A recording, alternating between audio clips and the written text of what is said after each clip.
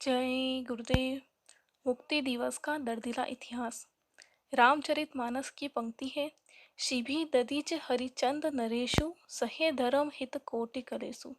धर्म की स्थापना और निर्वाह के लिए अतिशय कष्ट उठाने पड़ते हैं। यूँ कहिए कि सोने को खरा करने के लिए उसे भट्टी में तपाया जाता है, तभी वह खरा सोना किसी जौहरी की दुकान पर खोटा नहीं निकलता। इसी प्रकार संघर्षों के बाद कष्ट और क्लेश सहकर जो धर्म की स्थापना होती है वह बहुत दिनों तक कायम रहती है और उसी कष्टमय वेदना का इतिहास बनता है। भारतीय लोकतंत्र के इतिहास में जिसे काली रात के रूप में याद किया जाता है वह आपातकाल इमरजेंसी कहा जाता है।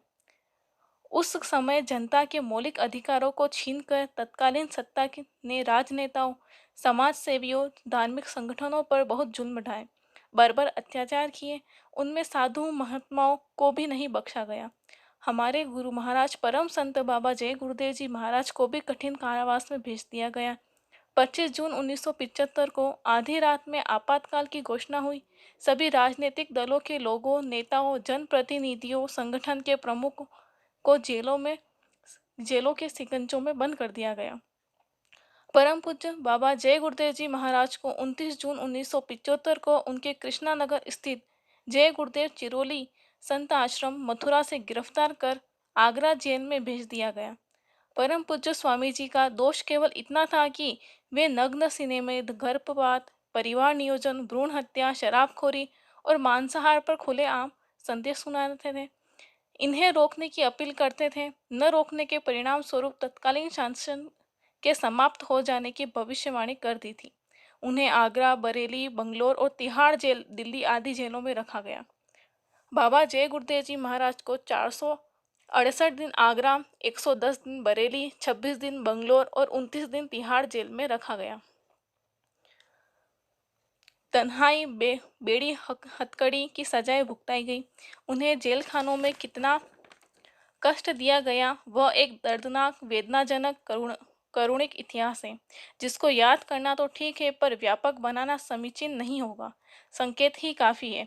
भारत के लोकतंत्र का यह काला अध्याय मार्च 1977 में समाप्त हुआ। अपनी पूर्व भविष्यवाणी और चेतनाओं के मद्देनजर बाबा जी 23 मार्च 1977 को तिहाड़ जेल दिल्ली से रिहा हुए। 21 महीने की कठिन यातना के बाद प्रेमियों को गुरु जी का दर्शन नसीब हुआ। आंखों से आंसुओं की धार समुद्र के ज्वार की तरह धारा बनकर बह निकली। अपने आराध्य को अरसे बाद देखकर प्रेमी फूले नहीं समा रहे थे। वह दृश्य बेहद कष्टप्रद और दर्दीला था। बाबा जी को 121 दिन तन्हाई और बेड़ी हथकड़ी की कठोर यातना दी गई। आपातकाल के दौरान जेलों में बंद सत्संगियों के साथ अनेक प्रकार के जुल्म हुए। आंखों में मिर्च डालना, मूछों के बाल उखाड़ लेना, लाठियों से जमकर पिटाई, महिलाओं बच्चों को एकांत जंगल वीरान जगहों पर छोड़ देना। सत्याग्रह की धमक का अंदाजा इसी से लगता है कि कितनी महिलाओं ने जेल के फाटक पर बच्चे पैदा किए। 23 मार्च मुक्ति दिवस कहा है कि मुनि तापस जिन्ह ते दुख लहही, ते नरेश बिनु पावक दहही। संत महात्मा या फकीरों को कष्ट देने वाले भारी मुसीबत में पड़ जाते हैं।